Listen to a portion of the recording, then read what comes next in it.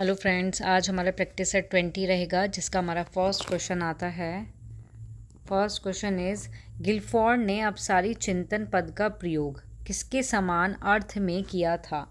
First option आता है सृजनात्मकता, सेकंड ऑप्शन आता है बुद्धि, थर्ड ऑप्शन आता है बुद्धि और सृजनात्मकता, और डी ऑप्शन आता है इसका कि इसमें कोई नहीं। तो करेक्ट आंसर इज इसका है, तो ए ऑप्शन जो है इसका करेक्ट आंसर रहेगा आपका। ठीक है, तो इसमें क्या है, ये सच बात है कि जो गिलफोर्ड हैं उन्होंने अपसारी चिंतन को हम क्या बोलते हैं? अपसारी चिंतन होता है हमारा डाइवर्जेंट थिंकिंग। ठीक है, डाइवर्जेंट एंड थिंकिंग जो पद है, इसका प्रयोग उन्होंने सृजनात्मकता के लिए किया है, उसके समान अर्थ में किया है, जिसको हम बोलते हैं क्रिएटिविटी आपका। ठीक है, तो गिलफोर्ड कहते हैं कि जो अपसारी चिंतन है, जो आपका डाइवर्जेंट थिंकिंग है आपकी, वो एक क्या है, वो एक संज्ञानात्मक प्रक्रिया है, जिसमें क्या होता है कि जो कोई व्यक्ति है, ठीक है, इसमें क्या होता है आपका, कोई एक व्यक्ति है, वो किसी भी समस्या के, कोई भी क्या है, ये कोई व्यक्ति हो गया, ठीक है, इसके सामने क्या आ गई, कोई भी समस्या आ गई, कोई भी क्या है, समस्या, तो समस्या के लिए कई नए या फिर मौलिक विचार जो हैं उसको उत्पन्न करता है। इसमें क्या है, जो समस्या आ गई तो उसके लिए विचार उत्पन्न करेगा, तो वो बहुत सारे होंगे, बहुत सारे विचार, या हम बोल सकते हैं कई नए विचार। ठीक है, बहुत सारे नए क्या चीज़ आता है आपका, विचार। ओके, कि विचार को क्या है, उत्पादन करता है, जो सृजनात्मकता का एक बहुत इम्पोर्टेंट क्या है, घटक होता है आपका। और जो आपका यहाँ बात करते हैं अपसारी चिंतन और जो सृजनात्मकता होती है, इन दोनों के जो बीच में है वो संबंध होता क्या है आपका, तो इन दोनों के बीच में संबंध होता है नए विचारों का जन्म करना, या फिर नए विचारों का जन्म, मतलब कि कोई भी इसमें क्या है कि जो विचार होते हैं वो हटकर होते हैं, एक तरह से सोचने की जो क्षमता रखते हैं, इसमें जो नए और असामान्य विचारों को क्या है, जन्म मिलता है। ठीक है, और इसमें होता है कि रचनात्मक कार्य के विकास का आधार बनता है ये आपका। और गिलफोर्ड ने कहा है, जो गिलफोर्ड है इन्होंने कहा है कि जो अपसारी चिंतन है आपका, वो सृजनात्मकता का एक पहलू माना जाता है। क्योंकि कई मापों का क्या है, इससे विकास किया गया है। जैसे कि किस किस का विकास किया गया है, फर्स्ट आता है लचीलापन, जिसको हम बोलते हैं फ्लेक्सिबिलिटी। क्या बोलते हैं जिसको हम, फ्लेक्सिबिलिटी। ठीक है, फ्लेक्सिबिलिटी बोलते हैं। और जैसे और क्या आता है इसमें, मौलिकता आता है आपका। मौलिकता मतलब कि ओरिजिनलिटी। ठीक है, तो गिलफोर्ड का योगदान यही था इसमें, कि गिलफोर्ड ने यही कहा है कि अपसारी चिंतन ही क्या है, सृजनात्मक है, क्रिएटिविटी है, क्योंकि ये नए समाधान खोजने की वो क्षमता प्रदान करता है जो रचनात्मक प्रक्रिया के लिए क्या होती है, आपकी आवश्यक होती है। ठीक है, और ये जो बुद्धि होती है, क्या है ये बुद्धि क्या है, बुद्धि के समान अर्थ में इन्होंने अपसारी चिंतन का प्रयोग नहीं किया है। ठीक है, क्योंकि जो बुद्धि होता है आपका, जो बुद्धि का संबंध होता है आपका, अगर बुद्धि की बात करते हैं तो जो बुद्धि का संबंध होता है वो होता है अभिसारी चिंतन से। किससे होता है, अभिसारी चिंतन से इसका क्या होता है, इसका संबंध होता है। जबकि जो आपकी क्रिएटिविटी होती है, जो सृजनात्मकता होती है, उसका संबंध होता है अपसारी चिंतन से। अगर क्वेश्चन में होता है अपसारी चिंतन की जगह अभिसारी आता, तो आपका आंसर इज होता बुद्धि। ठीक है, तो इसका correct answer is first option रहेगा। नाउ नेक्स्ट क्वेश्चन आता है आपका। नेक्स्ट क्वेश्चन है, निम्न में पियाजे के अनुसार बौद्धिक विकास का निर्धारण तत्व नहीं है। फर्स्ट सामाजिक संचरण, सेकंड अनुभव, थर्ड संतुलीकरण, और फोर्थ आता है कोई नहीं। तो करेक्ट आंसर रहेगा इसका ए ऑप्शन के सामाजिक संचरण। ये जो आपके जीन पियाजे हैं, इन्होंने क्या किया है, जीन पियाजे ने जो उनका बौद्धिक विकास का जो सिद्धांत है, जो बौद्धिक विकास है, उसमें इन्होंने जो सामाजिक संचरण है उसको क्या है, प्रत्यक्ष रूप से उसके जो प्रभाव है उसको इन्होंने क्या है, नहीं माना है। ठीक है, इन्होंने क्या है, इसको नहीं माना, जबकि इसको क्या है, नहीं माना, जबकि क्या है, पियाजे जो हैं इन्होंने जो आपके अनुभव हैं, क्या होते हैं, अनुभव होते हैं, इनको अधिक इन्होंने महत्वपूर्ण माना है। और इन्होंने इस बात पर जोर दिया है कि बच्चे क्या हैं, इन्होंने इस बात पर जोर दिया है कि समझ सक्रिय रूप से बनाते हैं। मीन्स बच्चे जो हैं निष्क्रिय प्राप्तकर्ता नहीं होते, बल्कि ये समझ को क्या है, सक्रिय रूप से बनाते हैं। और यहाँ अगर सामाजिक संचरण की बात करते हैं तो ये आपका क्या है, वाइगॉस्की जो है आपके, वाइगॉस्की, ठीक है, वाइगॉस्की जो है ये स्वीकार करते हैं इस चीज़ को कि सामाजिक जो बातचीत होती हैं बच्चे को दुनिया के बारे में सिखाती हैं और संज्ञानात्मक विकास में क्या है, हेल्प करती हैं। लेकिन ये बात कौन बोलता है आपका, ये बात बोलते हैं नहीं, आपका जो वाइगॉस्की हैं ये क्या है, ये सामाजिक और सांस्कृतिक विकास पर जोर देते हैं। जबकि जो आपके जीन पियाजे हैं ये क्या है, ये ये सामाजिक बातचीत बच्चों को दुनिया के बारे में सिखाती है और संज्ञानात्मक विकास में हेल्प करती है। ये कौन बोलते हैं, पियाजे ने इस चीज़ को स्वीकार किया है, ठीक है, कि बच्चे दुनिया के बारे में सिखाती है जो सामाजिक होती है। जबकि जो वाइगॉस्की हैं, वाइगॉस्की कहते हैं कि ये वाइगॉस्की एक ऐसे मनोवैज्ञानिक है जिनका मानना है कि सामाजिक और सांस्कृतिक विकास पर क्या है, अधिक जोर दिया जाए आपका। ओके, नाउ नेक्स्ट क्वेश्चन आता है कि बालकों की सोच अमूर्तता की अपेक्षा मूर्त अनुभव प्रत्यों से होती है, ये अवस्था कौन सी कहलाएगी आपकी? 7 से 12 वर्ष तक, 12 से वयस्क तक, 2 से 7 वर्ष तक, या जन्म से 2 वर्ष तक? तो इसका करेक्ट आंसर होगा आपका 7 से 12 वर्ष तक, ठीक है। तो करेक्ट आंसर इसका ए ऑप्शन रहेगा, जिसमें क्या है, मूर्त अवस्था। मूर्त अवस्था को हम क्या बोलते हैं, कंक्रीट ऑपरेशनल स्टेज भी बोलते हैं, कंक्रीट ऑपरेशनल स्टेज, ठीक है। इसमें क्या होता है, जो कंक्रीट, ये मूर्त सक्रियात्मक जो अवस्था होती है, इस चरण में जो बच्चा होता है वो तार्किक रूप से क्या है, जो मूर्त चीज़ होती हैं उनके बारे में सोच सकते हैं, ठीक है। किसके बारे में, जो मूर्त चीज़ होती हैं। मीन्स इस अवस्था में बच्चे अपने आसपास की कंक्रीट चीज़ों को देखकर, अनुभव करके सीखते हैं इसमें। ओके, जैसे इसका फॉर एग्जांपल हो सकता है कि एक बच्चा जो है वो मूर्त सक्रियात्मक अवस्था में है, मीन्स 7 से 12 वर्ष का है, तो वो छुए जा सकने वाले पेन जैसे, मीन्स उदाहरण से हम बता सकते हैं कि गणित की जो अवधारणा को समझ सकता है।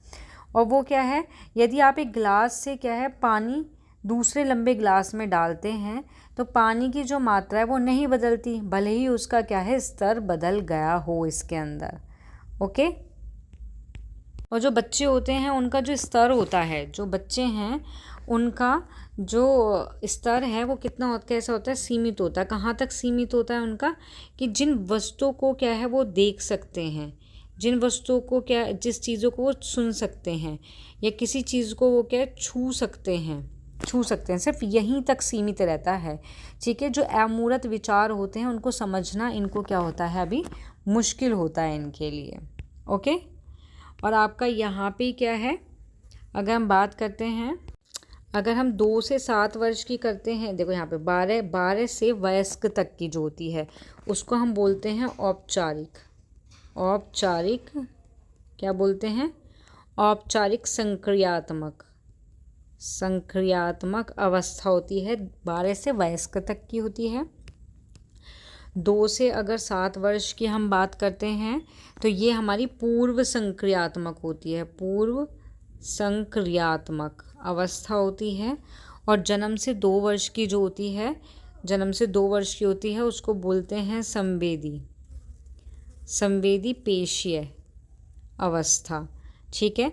तो आपका क्वेश्चन है, जो अगर क्वेश्चन यहाँ चेंज हो जाता, मूर्त की जगह अगर पूर्व संक्रियात्मक आ जाता तो करेक्ट आंसर ये हो जाता, मूर्त की जगह अगर संवेदी पेशीय हो जाता तो करेक्ट आंसर ये हो जाता। तो आपको पियाजे की जो अवस्थाएं हैं मोस्ट इम्पोर्टेंट है, तो अवस्थाओं के बारे में पूरी डिटेल में पढ़ना है, जिसके लिए हमारे चैनल पर प्लेलिस्ट है। प्लेलिस्ट के अंदर मतलब जो जितना भी इसका टॉपिक है उसको विद एक्सप्लेनेशन के साथ समझाया गया है, ठीक है।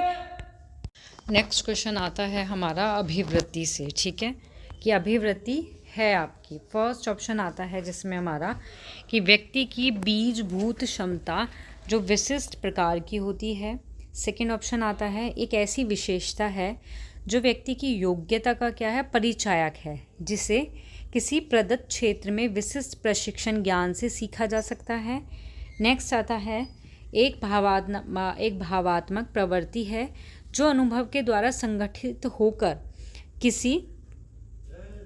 किसी मनोवैज्ञानिक वस्तु के प्रति पसंद नापसंद के रूप में प्रतिक्रिया करती है। या डी ऑप्शन, ए और बी दोनों। तो करेक्ट आंसर इसका होगा आपका सी ऑप्शन, इसका करेक्ट आंसर रहेगा आपका कि जो अभिवृत्ति होती है वो एक भावात्मक प्रवृत्ति होती है जो अनुभव के द्वारा क्या है, संगठित होती है। ठीक है, और किसी भी मनोवैज्ञानिक वस्तु के प्रति नापसंद और पसंद के रूप में प्रतिक्रियाएं करती है। ठीक है, प्रतिक्रिया करती है। और जो व्यक्ति होता है उसके व्यवहार को सकारात्मक या फिर नकारात्मक, पॉजिटिव और नेगेटिव रूप से भी क्या है, प्रभावित करती है। जिससे क्या होता है कि व्यक्ति किसी वस्तु या विचार के प्रति क्या, रुचि और अरुचि, अच्छा या बुरा, अनुकूलन और प्रतिकूल व्यवहार करता है। ठीक है, अभिवृत्ति हमारी एक ऐसी चीज़ होती है, ऐसा होता है अभिवृत्ति में कि इसमें हमारी पॉजिटिव थिंक होती है, नेगेटिव थिंक होती है। हमारे जो वस्तु, हमारे जो विचार हैं उसमें हमें इंटरेस्ट आता है, किसी में इंटरेस्ट नहीं आता है, कोई चीज़ अच्छी लगती है, कोई चीज़ अच्छी नहीं लगती है। तो ये सब इसके अंतर्गत आता है आपका। ठीक है, जो आपकी अभिवृत्ति होती है ये आपकी जन्मजात नहीं होती। अगर अभिवृत्ति के बारे में बात करते हैं तो ये आपकी क्या है, जन्मजात ये नहीं होती है, बल्कि ये अनुभव, व्यक्तिगत जो अनुभव होते हैं या जो अनुकरण होता है, मीन्स दूसरों को देखकर सीखना या जानकारी के संपर्क से ही ये बनती है आपकी। ओके, नाउ नेक्स्ट क्वेश्चन आता है आपका, एक क्रिकेट खिलाड़ी अपनी गेंदबाजी के कौशल को विकसित कर लेते हैं पर यह उसके बल्लेबाजी के कौशल को प्रभावित नहीं करता, तो उसको हम क्या कहेंगे? शून्य प्रशिक्षण अंतरण, सेकंड निषेधात्मक प्रशिक्षण अंतरण, सी विधेयात्मक प्रशिक्षण अंतरण, या फिर इनमें से कोई नहीं। तो इसका करेक्ट आंसर होगा आपका, तो इसका करेक्ट आंसर होगा आपका ए ऑप्शन, शून्य प्रशिक्षण अंतरण। कि एक क्रिकेट खिलाड़ी क्या है, अपनी गेंदबाज के कौशल को क्या है, विकसित मतलब कर लेता है वो। ठीक है, तो उसके बल्लेबाजी के कौशल को प्रभावित नहीं करता। क्या चीज़ प्रभावित नहीं करती, कौन सी चीज़ है इसमें से ऐसी? इसमें आपका जो शून्य प्रशिक्षण जो अंतरण है, इसको हम इंग्लिश में बोलते हैं ज़ीरो, इसको हम कहते हैं ज़ीरो ट्रेनिंग ट्रांसफ़र।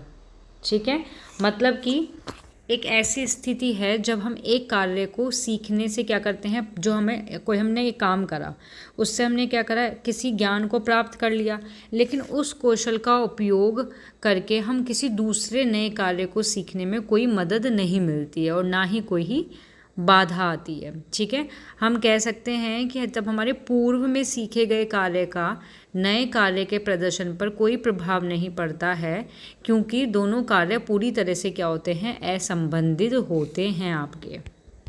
इसके और भी एग्जाम्पल हैं, ज़रूरी नहीं है ये खिलाड़ी से या गेंदबाज से रिलेटेड आए। इसका एक उदाहरण और है जो मोस्ट इम्पोर्टेंट है, वो है आपका शतरंज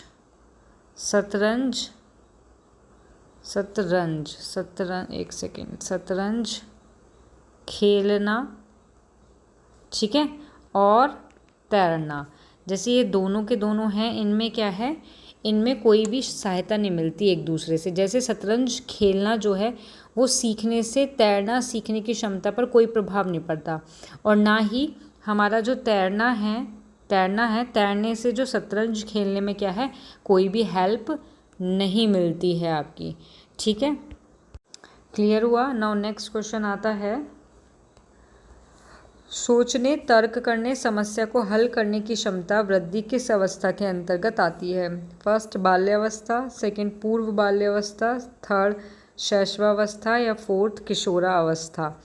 तो क्वेश्चन क्या है, क्वेश्चन पे ध्यान देना कि सोचने, तर्क करने और समस्या का हल करने की जो क्षमता होती है वृद्धि किस अवस्था के अंतर्गत आती है? इसका करेक्ट आंसर रहेगा आपका सेकंड, पूर्व बाल्यावस्था। तो आपकी जो पूर्व बाल्यावस्था होती है ये होती है आपकी 2 से कितना 7 वर्ष तक, मतलब इसमें जो बच्चा होता है वो 2 से 7 वर्ष की आयु के बीच का होता है इसमें।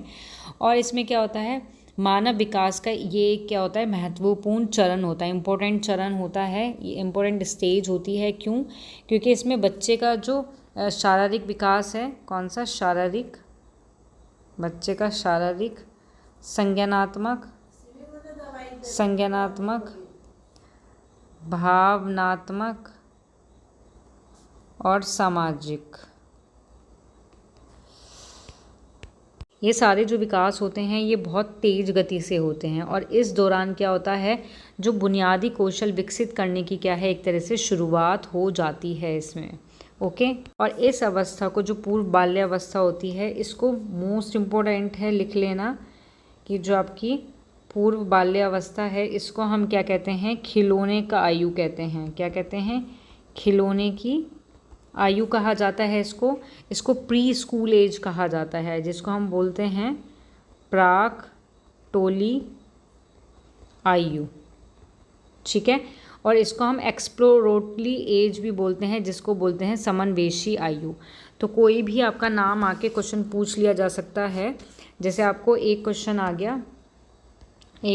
गया आपका कि समन्वेशी आयु मतलब कि एक्सप्लोरेटरी एज जो है वो किसको कहा जाता है, पूरे आपका कौन सा, बाल्यावस्था, पूर्व बाल्यावस्था, शैशवावस्था या किशोरावस्था? तो करेक्ट आंसर इस इसका होगा पूर्व बाल्य अवस्था को क्या कहा जाता है, आपका समन्वेशी आयु। ओके, और इस चरण की जो शिक्षा का उद्देश्य होता है वो होता है जीवन भर सीखने के लिए बच्चे को क्या है, एक तरह से तैयार करना और उनकी जो आवश्यकता है उसको क्या है, पूरा करना। नाउ नेक्स्ट क्वेश्चन आता है, नेक्स्ट क्वेश्चन इज कि शैशवावस्था की विशेषता क्या है? फर्स्ट, शिशु अपना माता पिता परिवार के सदस्यों के साथ जुड़ना सीखता है। सेकंड, खिलौने की उम्र है। थर्ड, यह अवस्था 7 से 2 वर्ष की होती है। या डी, इसमें बच्चे दूसरों से बातचीत सहयोग करने की भावना विकसित होती है। तो करेक्ट आंसर इसका क्या होगा, आपका फर्स्ट ऑप्शन रहेगा कि शिशु अपने माता पिता परिवार के सदस्य के साथ जुड़ना क्या है, सीखते हैं। आपकी जो शैशवावस्था होती है वो 0 से, तो कितनी होती है, 0 से हमारी 2 वर्ष तक की होती है। ठीक है, 0 से 2 वर्ष की जो आयु होती है वो शैशवावस्था की होती है। इसमें क्या है, जो शिशु का जो भी विकास होता है, शारीरिक हो, संज्ञानात्मक हो, मेंटली हो, कैसा भी विकास होता है वो बहुत तीव्र गति से होता है। कैसी गति से होता है? तीव्र गति से होता है। और इस चरण में जो शरीर का आकार है वो कैसा है, 2 गुना हो जाता है या फिर 3 गुना भी हो जाता है। और जो शिशु का मस्तिष्क होता है, शैशवावस्था की बात कर रहे हैं, जो उनका मस्तिष्क होता है शिशु का, वो भी बहुत तेज़ी से क्या है, विकसित होता है इसमें। ठीक है, और इसमें क्या है कि जो बच्चा होता है वो अपने माता पिता से तभी जुड़ता है, या जन्म से ही क्या है, जुड़ना उससे, बच्चा पेरेंट्स से, अपने परिवार से सीख जाता है। क्यों? क्योंकि वो अपने रोने, जो अगर मान लो कोई बच्चा रो रहा है, हंस रहा है, आँख से उसके आंसू आ रहे हैं, कोई भी चीज़ है, संकेत है, तो वो क्या है, वो अपने पेरेंट्स के सामने ही कर सकता है। अपने माता पिता, जो उनके फैमिली मेम्बर्स होते हैं, संकेत के माध्यम से ही क्या है, जुड़ते हैं। जो क्या करते हैं, एक देखभाल करने वाला व्यक्ति जब इन संकेत पर प्रतिक्रिया करता है तो वो एक भरोसेमंद और सुरक्षित रिश्ता विकसित होता है उससे। मीन्स कहने का है, कोई बच्चा रो रहा है तो पेरेंट्स क्या करेंगे, फैमिली मेम्बर क्या करेंगे, उसको आके चुप कराएंगे। तो ये एक तरह से हो गया आपका कि क्या है, संकेत को समझ रहे हैं और उसके माध्यम से क्या है, उनका रिश्ता जो है, एक जो संबंध है वो बहुत अच्छा हो जाता है। नेक्स्ट क्वेश्चन आता है, नेक्स्ट क्वेश्चन इज, बच्चे किस चरण में निगमनात्मक रूप से सोच सकते हैं? जीन पियाजे के सिद्धांत के अनुसार संज्ञानात्मक, मीन्स जीन पियाजे का जो संज्ञानात्मक विकास का जो सिद्धांत है उसमें बच्चे किस चरण में निगमनात्मक रूप से सोच सकते हैं? फर्स्ट, संवेदीगामक। सेकंड, पूर्व संक्रियात्मक। सी, मूरत संक्रियात्मक। या डी, औपचारिक संक्रियात्मक। इसका करेक्ट आंसर होगा आपका, इसका करेक्ट आंसर होगा आपका फोर्थ ऑप्शन, और इसमें जो औपचारिक संक्रियात्मक है, इस अवस्था में जो बालक होता है उसकी एज 12 वर्ष होती है या फिर इससे कैसी होती है, इससे आपकी अधिक होती है। ठीक है। और इस अवस्था में बच्चा क्या होता है, वो अमूर्त रूप से सोचता है, मीन्स उसके सामने जो चीज़ नहीं होती उनके बारे में भी क्या है वो सोचना शुरू कर देता है। ऐसा नहीं कोई चीज़ देख रहा है तो ही उसके बारे में सोच रहा है। कहने का मतलब है कि इसमें क्या है, कोई भी चीज़ प्रत्यक्ष, इसमें प्रत्यक्ष का क्या है, प्रत्यक्ष अनुभव की इसमें क्या है आवश्यकता नहीं होती है, कि किसी भी वस्तु के प्रत्यक्ष रूप से सामने ना होने पर भी उसके बारे में जो सोचना है वो आपका औपचारिक संक्रियात्मक के अंतर्गत आता है। फॉर एग्जाम्पल इसमें आपका आ जाता है जैसे प्रेम, प्रेम आ गया, न्याय आ गया, इसमें आपकी स्वतंत्रता आ गई। ठीक है।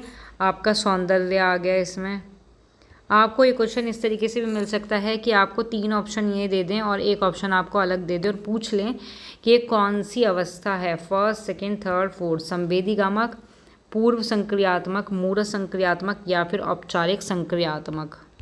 नाउ नेक्स्ट क्वेश्चन आता है, विद्यार्थी को एक संरचनावादी कक्षा में किस लिए प्रेरित किया जाता है? फर्स्ट ऑप्शन अनुसंधान द्वारा सीखने के लिए, सेकंड पुरस्कार पाने हेतु सीखने के लिए, थर्ड बाह्य पुरस्कार पाने हेतु सीखने के लिए या फिर रट कर याद करके सीखने के लिए।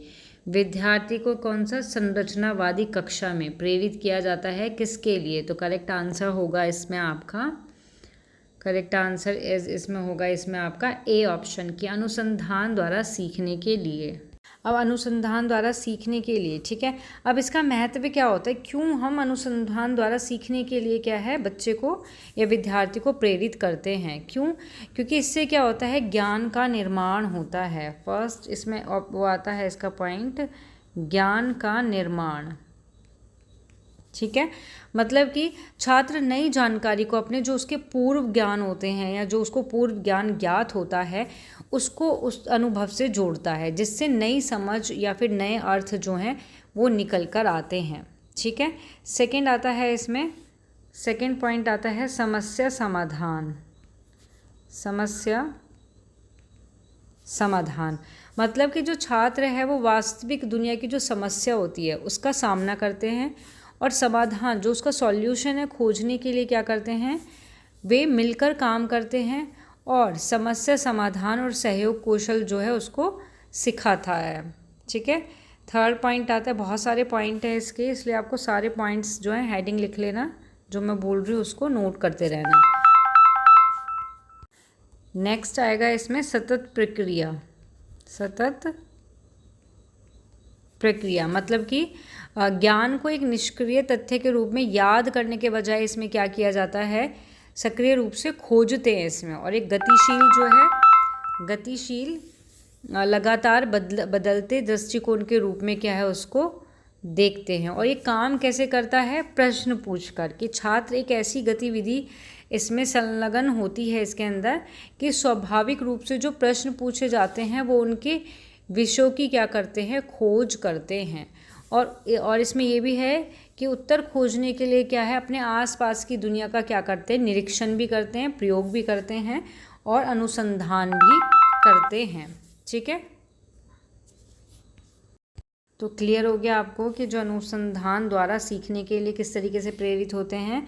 और यहाँ आपका ऑप्शन आता है कि पुरस्कार पाने के लिए, तो पुरस्कार पाने के लिए थोड़ा ना सीखा जाता है, हमें सीखना किस लिए, कि भाई हम सीख सकें, सॉल्यूशन, समस्या का सॉल्यूशन हम निकाल सकें, थोड़ा ना कि हमें पुरस्कार मिलेगा तो ही हम सॉल्यूशन निकालेंगे, अदरवाइज़ नहीं निकालेंगे।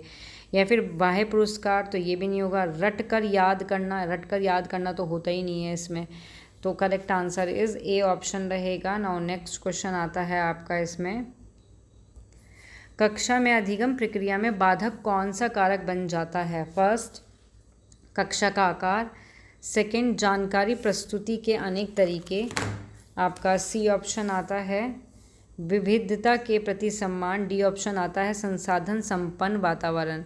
तो इसका आंसर होगा आपका फर्स्ट, कक्षा का जो आकार होता है वो। तो इसमें जो आकार है, कक्षा का जो आकार होता है वो बहुत ज़्यादा इफ़ेक्ट करता है, बहुत ज़्यादा बाधक बन जाता है। इसमें क्या होता है कि जो स्टूडेंट होता है और जो इसमें क्या होता है टीचर होते हैं हमारे, तो उनके बीच में जो संपर्क होता है वो कैसा है, कम हो जाता है। ठीक है, जिससे क्या होगा, टीचर के लिए सभी जो छात्रों के जो ज़रूरतें हैं वो पूरा करने के लिए क्या है, मुश्किल हो जाते हैं एक तरह से, कि वो नहीं कर पाते उनकी जो ज़रूरतें होती हैं। ओके, और शिक्षक जो हैं वो विभिन्न प्रकार की ज़रूरत वाले बहुत सारे जो छात्र हैं उनका प्रबंधन करना पड़ता है, जिससे सभी छात्रों की क्या होती है, आवश्यकता को पूरा करना बहुत ज़्यादा कठिन हो जाता है इसमें। तो इसलिए कक्षा का आकार जो है वो क्या है, एक तरह से बाधक का काम करता है। छात्रों को प्रश्न पूछना और शंकाओं को दूर करने में भी शिक्षक से सीधे जुड़ने के कम अवसर मिलते हैं इसमें। क्लास अगर बहुत बड़ी है, बच्चे हैं बहुत सारे, तो उनको क्या है, संपर्क करने में बहुत टाइम लग जाता है, नहीं कर पाते हैं इसमें। ओके, ठीक है। और इसमें सबसे इम्पोर्टेंट पॉइंट आता है कि जो टीचर है वो जो प्रतिभाशाली बच्चे होते हैं क्लास के अंदर, उनको पहचानना और उन छात्रों पर बहुत ज़्यादा ध्यान देना मुश्किल हो सकता है जो किसी विषय में क्या करते हैं, संघर्ष कर रहे हैं। ओके, तो इसका करेक्ट आंसर आपका ए ऑप्शन रहेगा। नाउ आपकी क्लास यहाँ होती है ओवर। मिलते हैं नेक्स्ट क्लास में। जिसको भी क्लास पसंद आए वो इसको लाइक, शेयर, सब्सक्राइब करना ना भूले। Thank you.